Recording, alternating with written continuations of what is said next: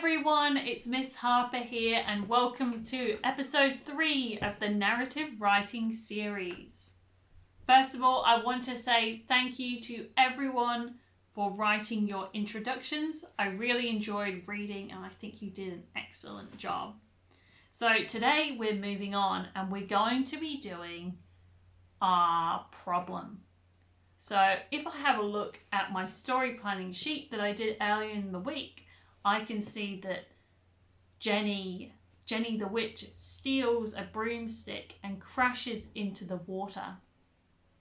So I'm going to do the same as yesterday. I'm going to show you how I wrote my next paragraph and highlight some of the features in there. Up ahead, Jenny saw a wooden stick poking out of the sand. As she came closer, she noticed it wasn't a stick after all. It was her friend Chloe's broomstick. Jenny knew she shouldn't touch another witch's broomstick, but her curiosity took over. A mischievous smile spread across her face.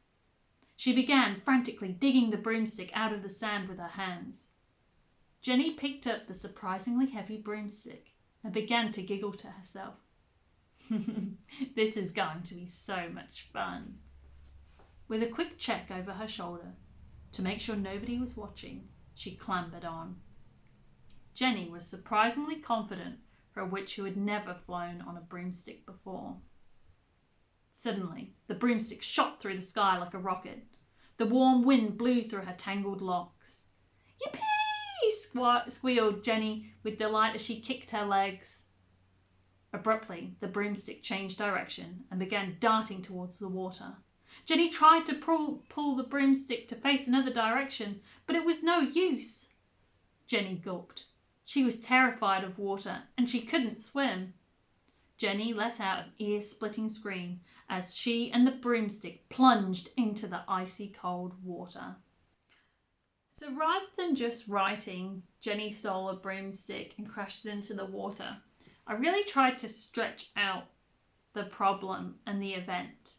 And I did this by describing Jenny, so I introduced a bit more of her personality, that she was a bit mischievous. And I also used this time to describe what things looked like, what things felt like. And so I also used a few similes in here, like the broomstick flew through the sky like a rocket. I also described the wind.